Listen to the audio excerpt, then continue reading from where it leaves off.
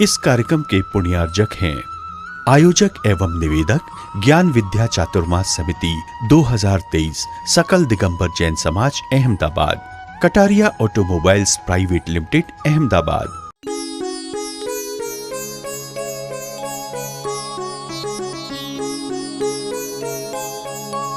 ईर्ष्या करने से तुम्हें कुछ भी हाथ में आने वाला नहीं है। जो पुण्य है वो भी तुम्हारा ह्रास हो जाएगा। क्या करे, वो 6 के 6 पुत्र और उनकी पत्नियां सब द्वेष भाव से चलती रहती हैं। और एक दिन उन्होंने अपनी प्रॉब्लम बता दी। और ये प्रॉब्लम सामान्य नहीं है, ये तो इंटरनेशनल प्रॉब्लम है, हर घर घर की परेशानी है। अगर एक पर प्यार बरसाए माता पिता तो दूसरे सहन नहीं कर सकते। ये उनका पुण्य भी तो है। ऐसा सोच करके उसके पुण्य की अनुमोदना करो तो तुम्हारा पुण्य दिन दुना रात चौगुना बढ़ता चला जाएगा। लेकिन और अपना पुण्य घटाते चले जाते हैं। अब उन्होंने कह दिया, पिताजी ऐसे बैठे बैठे ये धन्य खा नहीं सकता, उसको भी कमाने के लिए भेजो। ठीक है, पिता ने सोचा बड़ा तो हो गया है। एक दिन नौकर को बुलाया, सेवक को कहा कि जाओ इसके साथ में। और अब वह बिजनेस करने के लिए, व्यापार करने के लिए जाएगा। जो जन्म के समय पर स्वर्ण की अशर्फियाँ निकली थी उसमें से 100 स्वर्ण की अशर्फी उसे दे दी और कहा जाओ व्यापार करके आओ। पिताजी व्यापार कैसे करते हैं? ये जो स्वर्ण की अशर्फियाँ हैं ना, वो दे देना किसी को, इसके बदले में जो कोई भी तुम्हें चीज दे वो ले लेना, इसी का नाम है व्यापार। ऐसे वस्तुएं बदलते रहना और तुम्हारे हाथ में जो आता जाएगा वो व्यापार कहलाता है। और जब भूख लगे तो घर पे वापस लौट करके आ जाना। सेवक से कहा कि तुम बिल्कुल चुप रहना, तुम्हें कुछ भी नहीं बोलना है। उसका पुण्य जो बोल रहा है वो होने दो, कुछ भी उसमें हस्तक्षेप नहीं करना। अब वह सेवक चला गया। जैसे ही आगे बढ़ते हैं तो किसी ने देखा उसको और उसने भी देखा उसे। पूछा क्यों भाई, ये चीज बेचोगे तुम? क्या दोगे बदले में? इस स्वर्ण की अशर्फी दूंगा, इतनी सारी कलश भर के हैं। मेढ़ा बेचने वाला था, भेड़, बहुत अच्छी साइज की भेड़ थी। उसने कहा ये तो बड़ी अच्छी बात है, इतनी सी भेड़ के बदले में मुझे स्वर्ण की अशर्फी मिलती है तो बड़ा अच्छा व्यापार हो गया। आज पता नहीं किसका मुंह देखा था, प्रातः सवेरे बड़ा अच्छा काम हो गया। उसने मेढ़ा दे दिया, 100 स्वर्ण की अशर्फी ले ली, उनके चरण छूनिए, बार बार धन्यवाद दिया। धन्य तो नाम था ही, धन्यवाद और मिल गया। बड़ा खुश कि आज मैंने पहली बार व्यापार किया है।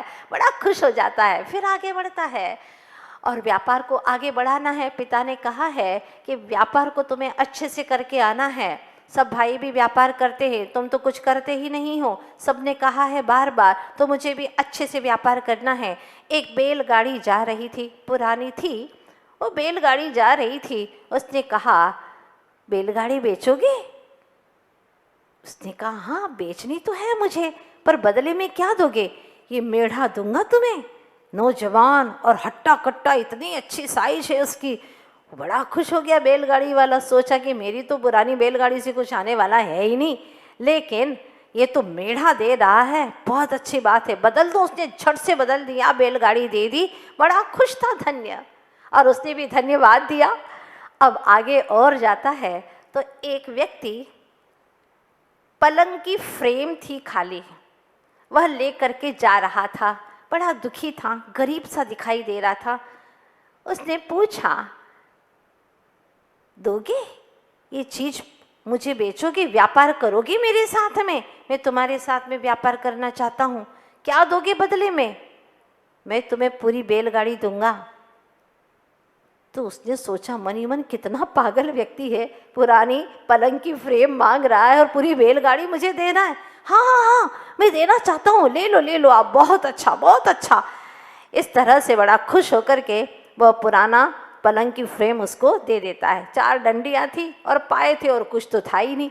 अब वह घर लेकर के आता है, शाम ढलने को थी, भूख लग रही थी। घर पे आता है और 6 भाई, उनकी पत्नियां सोच ही रहे थे, देख ही रहे थे झरोखे से कि क्या व्यापार करके आता है। देखते तो हैं, और देखा एक पुराना पलंग ले करके आ रहा है, बड़ा खुश हो रहा है।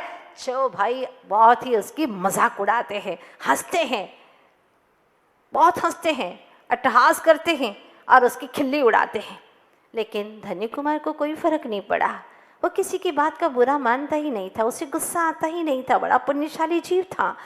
तो कुछ भी नहीं बोला, माँ के पास में आया, माँ ने पीठ थपथपाई, पिता ने धन्यवाद दिया, बेटा शाबाश शाबाश बेटा, आज पहली बार तुम कुछ व्यापार करके तो आए, बहुत अच्छा। क्या लेकर के आए?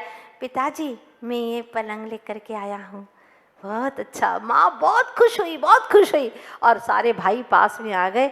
देखो माँ की बुद्धि मारी गई है, हाँ मति मारी गई है। क्या स्वर्ण की अशरफियाँ दे करके, हाँ इतना बड़ा घाटा करके आया, फिर भी माँ पिता खुश है। क्या है ये, समझ में नहीं आता। अंधा प्रेम लुटा रहे हैं और बहुत सारा उपहास करने लगे, लेकिन धनी को कोई फर्क नहीं पड़ा। ला बेटा उसको मैं साफ कर दूं और मैं धो लूँ इसे।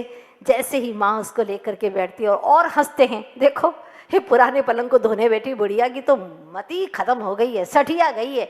ऐसे ऐसे अपशब्द माँ के लिए कहने लगे, लेकिन माँ चुप थी। माँ के मन में एक ही विचार था, मेरा धन्य पापी नहीं हो सकता, वो व्यापार करके आया है तो कुछ न कुछ अच्छा ही करके आया होगा। और जैसे ही वह पलंग को अच्छे से घिस घिस करके साफ करती, पाया निकल जाता है। जैसे ही पाया निकला, उसमें से बेशकीमती रत्न मोती ऐसे ऐसे माणिक नीलम चकमकाते हुए सारे कमरे को प्रकाशित कर दिया। वाह! और भाई सबके सब बिल्कुल आश्चर्यचकित हो गए, ये क्या? मानना पड़ेगा, हाँ मानना तो पड़ेगा भाई, कैसा बिजनेस करके आया है और ऐसे बेशकीमती मोती लेकर के आया है। उसमें एक चिट्ठी निकलती है। अब वह सेठ तो पढ़ना नहीं जानता था, पहले के लोग पढ़ना जानते नहीं थे, अक्षर नहीं पढ़ना जानते थे, पर राजा के पास में वह जाता है। और राजा, क्योंकि पता है कि राजा हमारा इतना ईमानदार है, वो जो कहेगा वो हमारे लिए हितकारी ही होगा, वह चला जाता है राजा के पास में और सारी घटनाक्रम को सुनाता है। राजा तो जानता ही था धन्य कुमार को, जिसने नाम रखा था। और अब वह चिट्ठी पढ़ता है तो राजा ने कहा, ये चिट्ठी सामान्य नहीं है, बड़ी रहस्यपूर्ण चिट्ठी है। आप लोग जानना चाहते हैं इस चिट्ठी के बारे में? आज नहीं कल शुभ योग है इसका, हाँ कल पढ़ेंगे चिट्ठी को। बहुत गजब की चिट्ठी है, पता नहीं कहाँ पहुंचाने वाली है। पुण्य का उदय आता है जिस जीव के जीवन में तो छप्पर फाड़ करके आता है, लेकिन काम ऐसा करो, शुभ शुभ करोगे तो लाभ लाभ होगा। इसीलिए घर के बाहर दरवाजे पर पहले शुभ लिखते हैं, फिर लाभ लिखते हैं। शुभ काम तो करते नहीं और लाभ ही लाभ चाहते हो, लोभ के वशीभूत होकर, तो मिल भी जाएगा तुम्हें कोई पुराने पुण्य से, पर उसका भोग नहीं कर पाओगे। धन मिल जाता है, बीमार हो जाते हैं, भोग नहीं कर पाते, चोर चोरी करके ले जाते हैं, कई परेशानियों से घिर जाते हैं। इसलिए ऐसा सातिशय पुण्य कमाओ जिससे आपको वैभव तो प्राप्त हो, पर साथ साथ में भव का भी भ्रमण मिट जाए। ऐसा वैभव प्राप्त करो तो तुम्हारा जीवन सार्थक हो जाएगा। आखिर एक कहानी वहां पर आप लोग सोच रहे होंगे कि खीर कब बनेगी? समय पर ही बनेगी, शुभ मुहूर्त में ही बनेगी, हम नहीं बना सकते जल्दी से, इसलिए जल्दी मत करिएगा। और अभी रात का वहाँ समय चल रहा है, उजाला होगा, सुप्रभात होगा, खीर बनेगी, बड़ी टेस्टी खीर बनने वाली है। ऐसी टेस्टी खीर बनेगी कि आप सब लोगों के नाक के द्वार चौड़े हो जाएंगे, ऐसी सुगंध लेने वाले हैं आप लोग। हाँ, ये कहानी कोई सामान्य नहीं है, आगम पुराण की कहानी है। तकदीर से लड़ाई इंसान की, ये कहानी है जी आगम पुराण की। तकदीर से लड़ा करती रात दिवस माँ काम, बेटा रोता है एक शाम, माँ खिला दो ना मुझको भी खीर दूध की। सेठ देता है सामान, खीर बनना अब आसान, आई शुभ घड़ी विधि के विधान की। ये कहानी है जी आगम पुराण की। तकदीर से लड़ाई इंसान की, ये कहानी है जी आगम पुराण की। जन्म से ही पुण्य पार, धन ही धन का भरा भंडार। धन्य नाम से पुकारा पितु मात ने। उसका तीव्र पुण्य था, ध्यान रखना। जन्म से ही पुण्य पार, धन ही धन का भरा भंडार। धन्य नाम से पुकारा पितु मात ने। उसका तीव्र पुण्य था साथ, ईर्षा करते थे सब भ्रात। अब होती है परीक्षा पुण्य पाप की, ये कहानी है जी आगम पुराण की। तकदीर से लड़ाई इंसान की, ये कहानी है जी आगम पुराण की। अब देखते हैं कल दोनों ओर से क्या घटना घटने वाली है। प्रतीक्षा कीजिएगा और भक्तामर की ऐसी विशुद्धि से आराधना कीजिएगा कि उसको भी खीर किसी मुनिराज को आहार दान में देने का शुभ अवसर प्राप्त हो जाए। आप लोग भी भावना करिएगा, जन्मों जन्मों का पापी था वह जी, उसका पाप कटे, उसका पुण्य बढ़े, ये भावना करिएगा। बोलिए भक्तामर महामंडल विधान की जय। आचार्य गुरुवर श्री विद्यासागर जी महाराज की जय। जीवो, जिससे प्रेम होता है ना, उससे आप लोग डरते नहीं है, उससे आप मन की हर बात भी कह देते हैं, कुछ छिपाते भी नहीं हैं, उससे मिलने का मन भी करता है बार बार, जिससे प्रेम होता है। तो सच पूछो तो पाप से आपको बड़ा प्रेम है, पाप से बड़ा प्रेम है, उससे डरते नहीं है। जिससे प्रेम होता है ना, उससे डरते नहीं है, बिल्कुल नहीं डरते। बार बार करने को मन होता है, बार बार मिलने को मन होता है। ये तो बड़ा सौभाग्य है कि आप लोग पुण्य के मार्ग पर चल पड़े हैं, पाप का मार्ग छोड़ करके बड़ा सौभाग्य का क्षण आया है। वरना जिसके जीवन में पाप पंथ होता है, पाप की डगर पर चलता है, वो विश्वास में भी विष का वास करता है, विश्वास के स्थान पर विष का वास कर लेता है। मतलब जो तुम्हारे प्रति विश्वास रखता है, तुम भी उसके साथ में विष में वास कर लेते हो, अर्थात जहर घोल देते हैं वे लोग। जैसे कि कहानी में आपने शुरू में देखा था कि वह विश्वास जिसने किया था सेठ ने, उसी के ऊपर उसने विष का वास कर लिया। कई बार देखते हैं कमिटमेंट करते हैं और मुकर जाते हैं लोग, वादा करते हैं पक्का पक्का, सच्चा सच्चा, इतने अच्छे भाषा में बोलते हैं, लेकिन वे मुकर जाते हैं। कहते क्या हैं, करते कुछ और है। पार्टनरशिप में आगे आगे आ करके आपके साथ में पार्टनर बनना चाहते हैं, लेकिन वह साथ नहीं देते, मन में बेईमानी रख लेते हैं। कई जगह ऐसा देखा गया है, साथ देते हैं ऐसा लगता है, लेकिन साथ देते देते इतना इकट्ठा कर लेते हैं और बाद में दिवालिया तक घोषित कर लेते हैं। अपनी बदनामी को भी वह नहीं देखते, अपना जीवन कलंकित हो जाए, पर जैसे तैसे कैसे भी आए, हाय पैसे आए।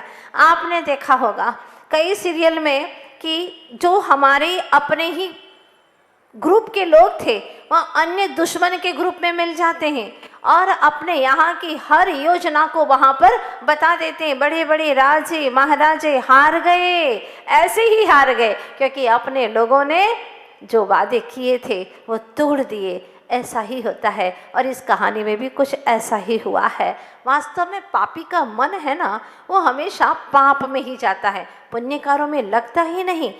यहाँ तक कि उसका धन भी पाप कार्यों में ही लगता है। पापी का पैसा पाखाना में तो लग जाता है। अच्छा से अच्छा पाखाना बनाओ, क्या काम का मल का पिटारा है वह, तो उसको अच्छा बनाता है, लेकिन अपना पैसा प्रतिमा में नहीं लगाता। पापी का पैसा विवादों में, वकीलों में तो चला जाता है, लेकिन भगवान की वेदी में नहीं जाता कि सुंदर सी भगवान की स्वर्ण की या कि चांदी की वेदी बनवा लो, उसमें नहीं जाता। पापी का जो पैसा है वो भोगों में समाप्त हो जाता है, लाखों करोड़ों रुपए भोगों में बर्बाद कर देता है। लेकिन भगवान की एक मूर्त बना लो, भगवान की भक्तमर की भक्ति कर लो, उसमें वह धन नहीं लगा पाता। कौन लगाए? अपना समय कैसे हम वहाँ पर समाप्त करें? इससे तो अच्छा है एंजॉय करेंगे, खूब खाएंगे पिएंगे, भोगों में मस्ती में डूबेंगे और तीव्रतम पाप कर्म का बंध कर लेता है। यह तन पाय महातप कीजे या में सार यही है, ये नर तन मिला तप करने के लिए मिला है, विषय भोगों में गंवाने के लिए नहीं मिला। तो पापी का धन चोरी में चला जाता है लेकिन वो चैरिटी में नहीं जा सकता। पापी का धन अपनी प्रसिद्धि कमाने में चला जाता है लेकिन प्रभु की प्रतिष्ठा में नहीं जाता। ऐसा ही होता है क्योंकि उसको सद्बुद्धि मिलती ही नहीं। सद्बुद्धि मिले तो अपना समय प्रभु की भक्ति में लगाएं और ऐसे भगवान 24 तीर्थंकर परम वितरा की प्रभु की भक्ति में अपना मन लगा दे तो जन्म जन्मांतर के पाप तत्क्षण उसी क्षण ही समाप्त हो जाते।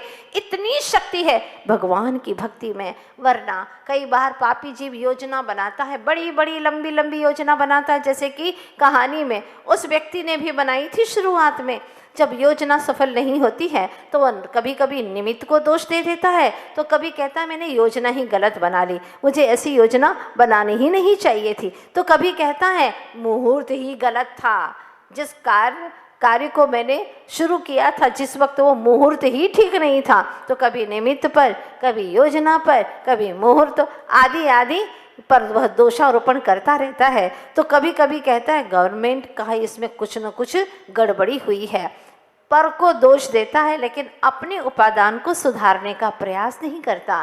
काश हम अपने आप को सुधारने का प्रयास करें तो कितना अच्छा हो। अब देखते हैं क्या होता है। उसकी जीवन की घटना तो आगे बढ़ती चली और आपको मालूम है ना कि खीर की सामग्री सारी दी गई थी। हाँ, पर अभी तो रात है, गहन रात है और जाड़े की रातें हैं, ठंडी की शुरुआत हो गई है, लंबी लंबी रातें होती हैं, एकदम तो उजाला होने वाला है नहीं। दूसरे देश में चलते हैं हम, दूसरे क्षेत्र में एक बालक ने जन्म लिया था, आपको ज्ञात है ना, जिसका नाम धन्य कुमार रखा गया था। जन्म लेते ही धन की बारिश होने लगी, राजा ने नाम रखा धन्य कुमार। और अब की बार क्या होता है, व्यापार के लिए भेजा गया क्योंकि 6 भाई ईर्ष्या से जल भुन रहे थे। पिताजी से कहा कि बैठे बैठे खाता रहता है, उसको भी व्यापार के लिए भेजो, ऐसे कब तक खाता रहेगा। आखिर व्यापार करने के लिए गया था, मालूम है ना कल आपको, और वह अपने जन्म के समय निकली 100 स्वर्ण की अशर्फी लेकर के गया था। उसके बदले में अंत में एक पलंग लेकर के आया। वो पलंग को देख करके भाइयों ने बहुत उपहास किया, बहुत मजाक उड़ाया, उसके खिल्ली उड़ाई, लेकिन उसको कोई फर्क नहीं पड़ा। वो तो सहज था, चाहे जो कुछ भी करना है करते रहो, लेकिन मुझे तो बस अच्छा ही सोचना है, यही लक्ष्य था और जीवन में आनंद से ही जीना है। एक बात आपसे कहना चाहती हूँ, अगर कोई आपका बुरा करे तो आप उसके प्रति नफरत क्यों करते हैं? नफरत करने से क्या वो अच्छा हो जाएगा, बल्कि और बुरा होगा।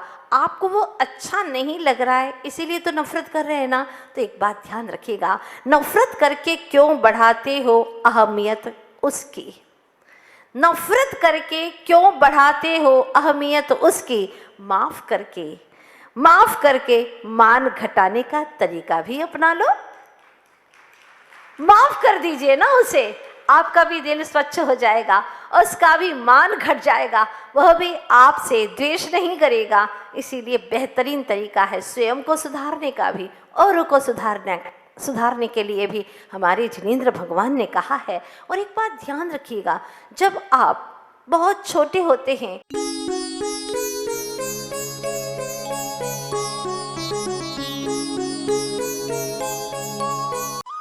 इस कार्यक्रम के पुण्यार्जक थे आयोजक एवं निवेदक ज्ञान विद्या चातुर्मास समिति 2023 सकल दिगंबर जैन समाज Ahmedabad, Kataria automobiles private limited Ahmedabad.